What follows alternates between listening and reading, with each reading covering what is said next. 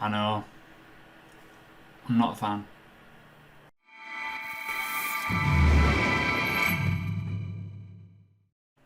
So everyone, welcome to the video. I've obviously shaved my face off. If you're new to the channel, welcome. If you're a previous member, I know. Decided to change things up a little bit because I was getting a little bit of face rash and I thought, fuck it. I'm in isolation. No one's going to see me apart from 6,000 people on YouTube, so why not? Just crack on and do it. So it'll be coming back. It'll be fresh. It'll be better. It'll be more better for my skin. Anyways, we're going to talk today about money management, risk management with trading. This is a good one, right? So this is one of the biggest things. Now on the screen here is oil. For a good example today would be oil, because of the Chinese production going into obviously building shit again, you know, random shit like our phones. Manufacturing, cars, oil, all kinds of shit is required. So we're going to go into money management, which in my opinion, this is, by the way, all my opinion sort of stuff. Everyone has different methods and policies in terms of risk management and all kinds of understanding.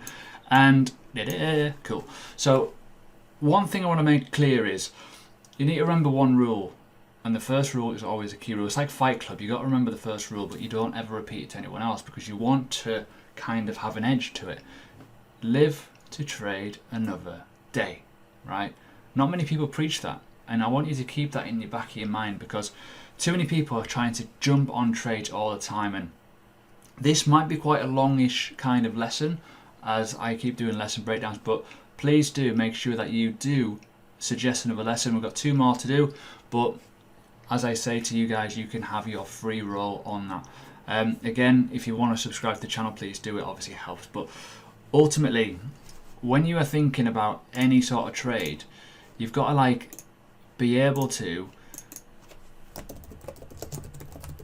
you've got to survive. You got to think to yourself, you got to think like an animal. If you are, let's just say, a cheater, and you don't live in terms of eating, you're going to die. And it's the same with trading. You've got to get that little bit of a gain every single time, but you also got to make sure you don't kill yourself at the same time, if that makes sense. So for example, with a cheater, a random analogy I know, you go out, you hunt, your objective is not to come home empty, but also not get killed by something else. Basically, you don't want to die of starvation, hunger, all kinds of stuff like that, or even dehydration. You've got to make sure that you are adminning yourself. But the biggest thing with all this trading malarkey is people don't look at money management, and that is the biggest downfall why people blow accounts very quickly. Now what I do and what I'm going to explain to you guys is I only risk, when I'm using Forex, right, I only risk 1% of my entire balance. That is it, right? People go, what, really? Why? Well, 1% equity at risk gives you a solid platform every single time. You do not have to worry about it. Now that's basically stop loss. So if you're going into a trade, you're risking whatever percentage, you will lose 1% of your balance if your stop loss is hit. When you are looking for the other side potential, you are always looking to get a decent risk reward. I'm going to come on to risk reward in a minute. You're looking to either get 2%, 3%, or 4%. Simple as that. Extra for every single move that you do. You always want to try and grow it. Now this is based off a risk reward calculator. I'll show you that on the chat in a bit when we go into the technical side of it. But ultimately, if you are winning, say on average 3% of your risk reward is always like 3 to 1, for example, you will always get 3% over your 1% risk every single time. Meaning you can lose 2 trades in a row, win 1, you're still up. Simple as that. You got to always remember the balance of the math. So with that in mind, people tend to do this. I'm going to put in, say, 1 BTC into a trade. I've got 1.5, I've got 2 BTC, whatever laying around. I'm going to put 1 BTC on a move with no stop loss to try and get 2%. What the fuck is in your head? So people will risk 50% of their account to get a 2% scalp. Why? Please tell me, and please can someone explain to me why you think this is a great method. Now people on Forex as well do this, they risk a huge amount of equity to get 20 pips, because the rush of getting the money is better than anything in the world that they've ever experienced in their life. Now, one thing I want to say as well, when you're on anything, any platform, forget about the money. If you're thinking in a trade, right, oh, I can buy myself a McLaren with this trade, I can buy myself a freaking yacht, I can buy myself this, that and the other, just walk away from the trade. Simple as that. Because the reason why I'm saying this is, only think about pips, only think sats, USTD, only think about what you are looking to make. So if you're in cryptocurrency, obviously USD value and Satoshis, it's different. You're looking to grow your crypto, your units every single time. You're not looking about the how much is that going to be worth in fucking 2 years time. You're not, no. Oh, Ethereum was $1,400 at all time high. Oh my God, I've just made one Ethereum. Fuck, it's worth a load of money in the future. Forget about that. Same with Forex. If you just think about pips, think about pips. That is all you need to think about, is just pips, right? I've made 20 pips on this move. Yes. I've made 40 pips on this move. Yes. What am I up overall in the month? 150 pips. Woohoo. Progress every single time. How many pips have you lost? Well, none, because I'm in profit on pips. If you're in profit on pips, you should be plus in your money, because you are always using 1% of your balance. Now, one thing as well to remember, any sort of management, you need consistency, right? So you need your method, your risk, your reward, your spelling, and most importantly, you need to keep repeating it. With routine, boom. So with routine, cool. So you need to be consistent. Why do you need to be consistent? Because if you're looking for the same thing over and over again, your entry and your stop loss is always the same every single time. Like, right, okay, it's doing this thing, it's happy. I know that the opportunity is there, the chances of me winning is there. I'm going to risk 1% every single time on that move for a potential of either 2, 3 or 4% gain, depending on your time frame or what your take profits are, right? You need to repeat that. Don't just go 1 week, yeah, it's amazing. The second week goes like shit, oh fuck. Then you go and change it, bollocks. You don't do that. You just gotta keep sticking with it, because you may have 1 week where you make 150 pips, right? Just say 150 pips. The second week you may make 30 pips profit. You're still up over the month. But the third week, you might have an absolutely tremendous week of about 600 pips, right? Now, counteract all that, but your fourth week, you may start going, I'm going to risk 3%, 4%, 5% of my account, and start to lose it and blow it. That is where the problem is, and that's where you got to remember this. Trade another day. Always remember this. Risk 1%. So I'm going to go into the chart now and just show you a few little examples, right? Just of some setups, right? This is kind of just using the risk reward calculator just so you understand how it all kind of works and programs in your head. Now, again, if you're scalping, don't risk a lot of money on scalping. Trust me, if you're risking 1% to grow 2%, you're going to compound your account over 100 trades. Basically, simple as that. Now, you've obviously got fees and all kinds of stuff as well. You always must be remembering that. So when you start looking at other things on any sort of chart, and obviously, let me just zoom in a bit here on, say, the 15-minute time frame here on oil. It's a great example, actually. It's one I'm looking to day trade, actually. So when you zoom in on this and you start looking at structure, you look at how it moves.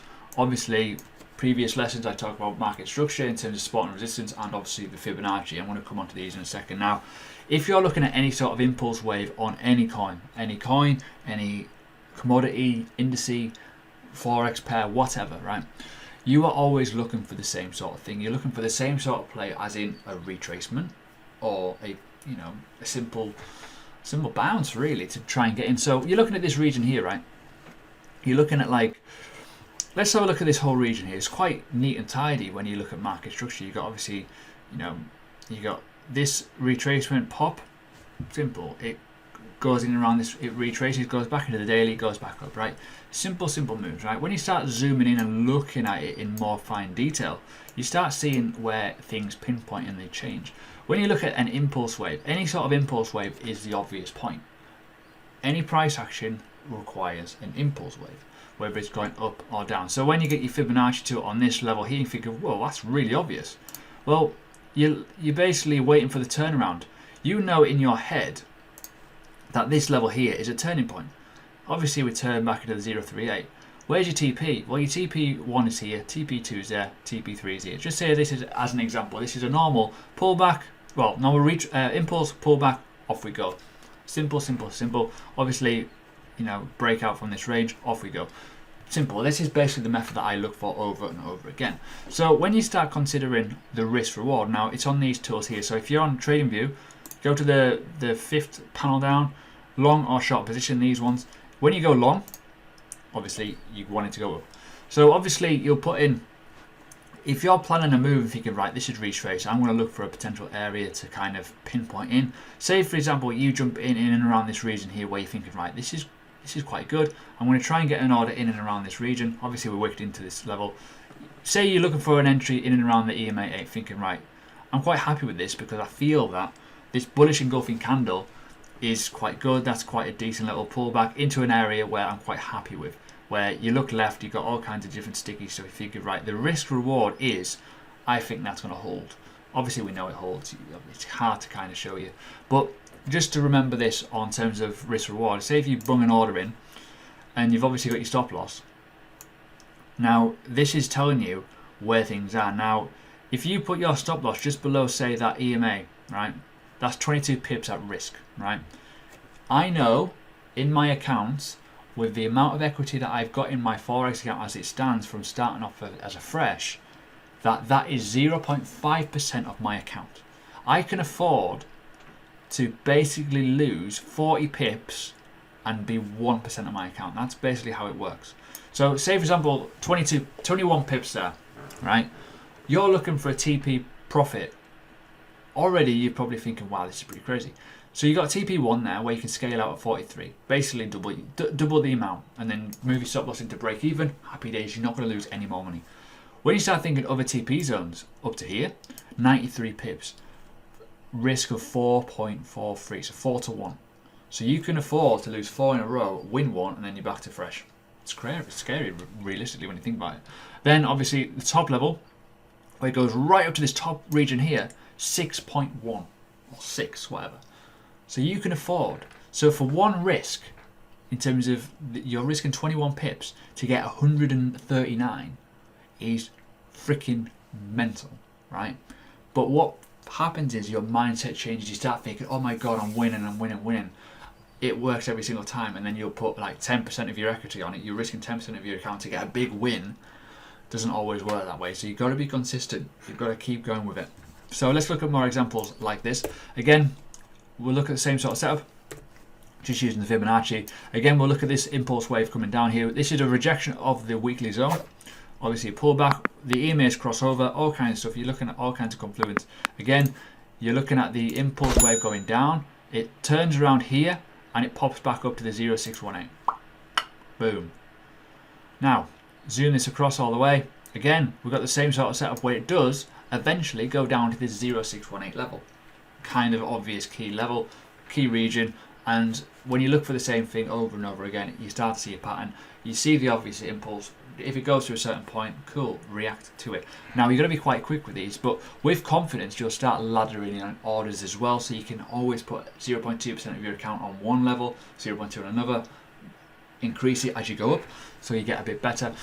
But that comes with practice, and that's something that I'm working on with Forex as well, because I'm relatively new to Forex. I'm literally 6 months in, if that, when you consider active trading, whereas with my cryptocurrency days, a lot different. Whereas this, I'm showing you a commodity, which is kind of weird, I know. But just to give you an insight of how you can kind of program your mind, because each market is different, they move differently, they react to different things. With crypto and Forex, the Fibonacci's react to different things. The volatility is different, the wicks are different, everything's just crazy. So you've got to remember and plan for that. One thing I will say with risk management with crypto, allow a little bit more room for wicks. Because same with gold. If you're trading gold, allow a lot of room for wicks, because it's freaking, I'll show you gold in a second. It's scary. So again, same sort of setup. This is a short play. Again, say for example, right, freaking hell, we've hit the 0618. Cool. You put in an order in and around this region anyways, you're thinking, well, that's a huge rejection. But you can also think, well, actually, cool, you know, it pulled back, went back up to here. You can, there's another bite of the cherry here actually. in terms of this level here. So entirely up to you where you go. So let's just say we FOMO in or whatever into the 0.5 region, and what we'll say is we enter at the 0.5 and we put a stop loss just above this last wick here, which again is roughly 21 to 22, you know, stop loss. And again, we go all the way down to the bottom here. And again, it's the same sort of setup every time, 125, 21, but you got a 22 pips, sorry. But you got to remember though, if this is obviously trickling down, if you can, right, cool, we've got protection, you basically zip your bloody stop loss to 0, break even, and you're thinking, right, it's a winning trade no matter what, every single time. That doesn't mean get cocky with it. That just means that, well, whatever happens, I'll put my stop loss into profit in and around this region anyways, because it's okay. If this obviously rejects, it's going to come lower. If it doesn't, it breaks me out without losing a penny. That's what you want. You want those sort of setups. Even if it goes a little bit wrong, you want to be able to protect yourself as well. So don't be too quick with it, but just make sure you understand how it all works. Now let's have a little look at gold. As I said before, let's see what kind of mess we're in. Because I'm pretty sure if you look at gold, right? Oh, look at it. It's disgusting. Look at the wicks, right? It doesn't look like much, right? But these will catch you out. I think I've got a better chart actually. Bear with me. Let me just see. I think it's this one here. There we go. I've got my structure on it. So when you look at these wicks, it's absolutely disgusting. And they don't look like much, but let's just look at this random wick here, right? 0.87% on a 15-minute candle. And it's all the way through. Look at it. Look at the wicks and how they're moving. It's filth. It's pure filth. It's disgusting. It's horrible. And this is where the problems lie with risk management, where people get caught out all the time. When you start thinking about, well, I can afford to risk a little bit much, but a little bit more, but you can't on these. It's really, really volatile. It's really, really hard. So again, another form of risk management and money management would be, don't trade gold if you're unsuitable to it. Again, if you look at the 4 hour as well, just to give you an insight, these are the moves are. I just cannot explain it. I just cannot explain how crazy these moves are. They don't look like much, but they are absolute life-changing or life-destroying. That's where I kind of come with it. So just be careful of that. But if you're looking at Bitcoin, just to give you an insight, there's any sort of BTC, where the freaking this one. So when you're looking at BTC again, look at the wicks. These wicks are dangerous. You've got to allow so much room. You've got to basically put your stop losses in areas where you think that it's going to be okay. Again, the 618 level here, we've retested it. We're going to probably reject. But again, when you're looking at risk reward, only risk so much of your account if you're playing with leverage. You've all got different leverage factors with Bitcoin, which is also a pain. But when you're looking at any sort of move with Bitcoin and these, like a lot of people would be like, yeah, cool, put an order in here. This is a great example, by the way. You put an order in here, you're thinking, right, cool, right, okay. We've held a support, we're looking quite bullish, right, cool, cool, cool. I'm going to put my stop loss just below this last wick here. Zoom, bollocks. You know, you're literally like thinking, for fuck's sake. And like, you don't even get anywhere near where your TP is, and which is only 2.1. Zoom, bang. Right into the wick zone. Oh, damn. Failed move. It's one of those things that will happen all the time in crypto, so you've got to remember your risk. Risking a lot of money, and I'm seeing it all the time. I see it on Twitter, I see it on Reddit, where people have like, say, 3 or 4 Bitcoin, and they're looking for like a 2% move, and I just don't get it, because if one of those wicks get you and your stop loss is slipped and it goes beyond your stop loss, you are completely and utterly wrecked, and you don't want that. So there we go. That is the video pretty much sorted. Money management is absolutely key, and just to kind of go over it and just to kind of refresh your mind a little bit, if I go back to this level here, back to where my beautiful annotations were, there they are. Oh dear, I've broken it already. Oh no, I haven't. We're okay. So remember, forget about the money. You got to trade another day, live to trade another day essentially. Only use 1% of your equity at all costs. In my opinion, that is my opinion. 1% is good. If you're more confident and you understand your method inside out, and you see a better setup, and you think that's pretty much golden goose time, go a little bit higher if you want, if you understand it. But always look to try and create more than what you're willing to risk, because I don't quite understand when people flap out of a trade because they're like, oh, just let it play out, trust it. Again, if you're a scalper, remember your risk size, because I'm always seeing, like as I keep saying, I always see people that risk loads to get a 2% to make loads of money all the time. chill out of it. I don't understand it. Consistency, method, risk, reward. Always remember it. Your entry, obviously, how much you're risking, obviously, and how much you're willing to get, and repeat it with a routine. Only think about the pips, not the money. Only think about the satoshis if you're looking to gain Bitcoin. And again, same with USTD. Yes, USTD or USDT, sorry, is still money technically, but it's a stable currency to grow crypto. But again, just forget about how much you are making. If you're entering a trade with the bad intentions that I'm going to buy a McLaren next week with this one, think again. So there you go. Lesson done. Obviously, if you like, please do subscribe, like, all kinds of good stuff. Hit the bell button. If you want me to do other lessons, I've got 2 more slots remaining.